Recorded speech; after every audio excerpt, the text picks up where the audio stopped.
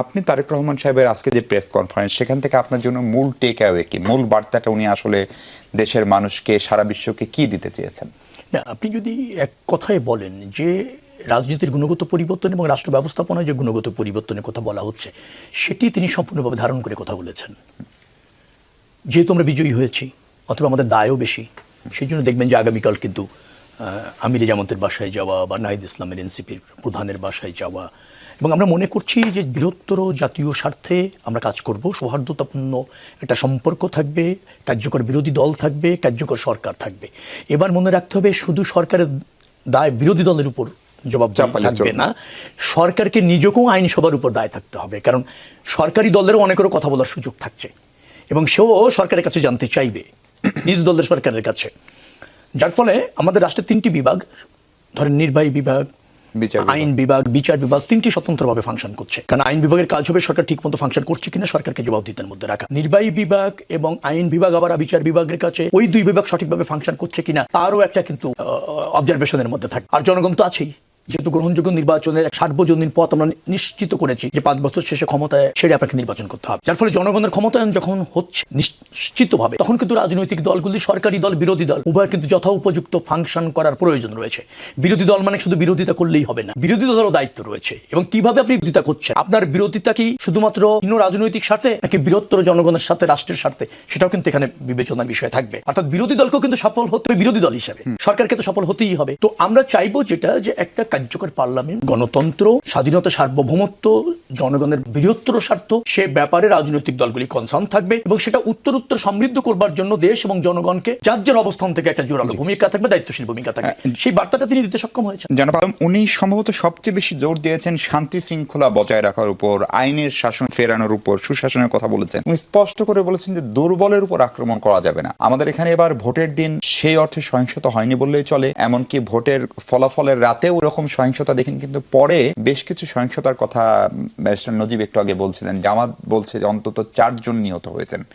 ফলে আমি যদি ধরে নিই যারা নিহত হয়েছেন তারা রাজনৈতিকভাবে কম ভোট পেয়েছেন, বা তারা দুর্বল, বা তারা ধরেন মানে ধর্মীয়ভাবে মূল কি বলে ইসলাম ধর্মের অনুসারী না, অথবা তারা নারী, অথবা তারা পাহাড়ের মানুষ, দুর্বলের উপর আক্রমণ হবে না। তারেক রহমানের যে বার্তা উনি আন্তর্জাতিক গণমাধ্যম বা সারা পৃথিবীকে দিলেন, এবং তার বিপরীতে ডক্টর নজিব যে পরিসংখ্যান দিচ্ছেন অন্তত 4 জন নিহতের ঘটনা, আপনি সংখ্যা অনুপাত তুলনা করলে এটাকে কম প্রমাণ করতে পারবেন এবং এটা যে কোনো সময়ের চাইতে কম খারাপ। কিন্তু একটি মৃত্যু কি প্রত্যাশিত? এবং এখানে বিএনপির কাছে মানুষের যে পাহাড় সম প্রত্যাশা, সেইটা খানিকটা মানে আপনার হতাশায় পরিণত হতে পারে কিনা? না, একটা মৃত্যু কাম্য নয়, কোনো সংঘাতই কাম্য, কিন্তু সব সংঘাতকে রাজনৈতিকভাবে বিবেচনা করাটাও একটা অন্য ব্যাপার। কারণ একটা নির্বাচন হয়ে যাওয়ার পর যে সংঘাতগুলি বিচ্ছিন্নভাবে হয়েছে, প্রার্থী সমর্থক অথবা বংশগত অথবা আধিপত্য বিস্তার, এটা একটা জিনিস আছে অনাকাঙ্ক্ষিত। ডেফিনেটলি যারা করেছে তাদের বিচারের আওতায় আনতে হবে। বিএনপি এখনো সরকার গঠন করেনি, ডেফিনেটলি এই সরকারেরও দায়িত্ব রয়েছে সেটা তদন্ত করে এখনই ব্যবস্থা নেওয়ার, এবং তার প্রতি আমাদের পূর্ণ সমর্থন রয়েছে। নিশ্চয়ই বিএনপি সরকার গঠন করলে এটার উপযুক্ত তদন্ত করবে। এবং আরেকটা কথা বলা, নিহত অনাকাঙ্ক্ষিত কোনোভাবেই, কিন্তু নিহত হলেই কিন্তু দায় আরেকজনের হয়ে, অনেক সময় আত্মরক্ষার থেকে তো নিহত। কারণ আমি আক্রান্ত শিকার হয়েছি, আক্রমণের জন্য দায় ধরেন আপনারই ছিল, কিন্তু আপনি আক্রমণ করার পর হয়তো পাল্টা আক্রমণ আপনি নিহত হয়ে, এরকম কিন্তু হয়। সেই জায়গাগুলি মানে রাজনৈতিকভাবে না দেখে ঘটনার সত্যতা যাচাই করে তদন্ত সাপেক্ষে আইনের আওতায় আনা দরকার আছে। এত বড় দেশ, এত রাজনৈতিক উত্তেজনা, তার মধ্যে একটা নির্বাচন শেষ হয়েছে, কোনো জায়গায় কিছু ঘটনা ঘটেছে এরকম, কিন্তু যেভাবে বর্ণনা করা হচ্ছে জামাত ইসলামের পক্ষ থেকে, আমি যতটুকু জানি সেভাবে ঠিক না। আমাদের আরেকটা জিনিস করতে হবে, সেটা হচ্ছে যে ঘটনার বস্তুনিষ্ঠতা যাচাই করেই ব্যবস্থা নেওয়ার ব্যাপারে যদি আমরা সব দল মনোযোগী হই, তাহলে এই সংঘাত কিন্তু কমবে। কিন্তু আমরা যদি আবার রাজনৈতিকভাবে খালি দায় চাপানোর চেষ্টা করি যে আমরা নিহত হয়েছি দায় অন্য দলের, অথবা অমুক নিহত হয়েছে দায় অন্য দলের, তখন কিন্তু বিচারের বাণী নিবৃত্তে কাঁদে। আমি সেই জায়গায় যেতে চাইছি।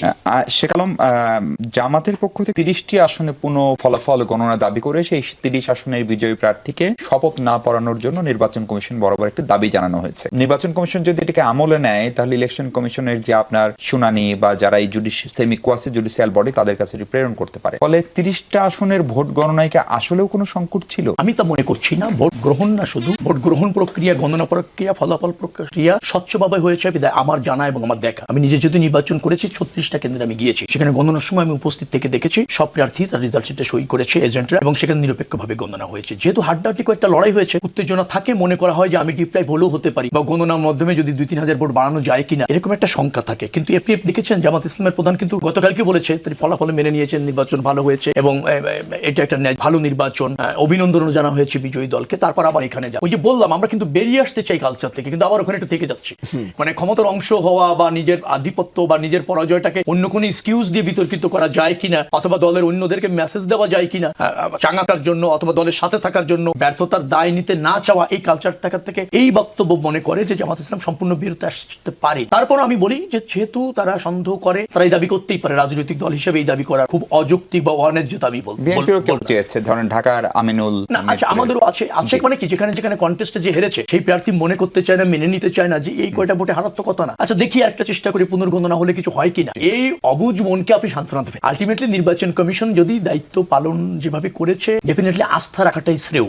আমরা একটা ভালো নির্বাচন করেছি, একটা ভালো সরকার, বিরোধী দল। জামাত ইসলামকে অভিনন্দন, অনেক ভালো তারা করেছে। ফ্যাসিবাদের পতনের পর একটা রাজনৈতিক শূন্যতা তৈরি হতে পারে বলে যে শঙ্কা ছিল, তার থেকে উত্তরণের একটা সুযোগ আমাদের হয়েছে। ধরেন জামাত এনসিপি জোট বেশ ভালো করেছে। এই অগ্রযাত্রার প্রতি এবং মানুষের প্রতি আস্থা রাখতে হবে। আমাদের মানুষ অকুণ্ঠ সমর্থন দিয়ে, রায় দিয়ে, আস্থা দিয়েছে আর রেখেছে। ডেফিনেটলি সেভাবে আমরা রাষ্ট্র পরিচালনা করতে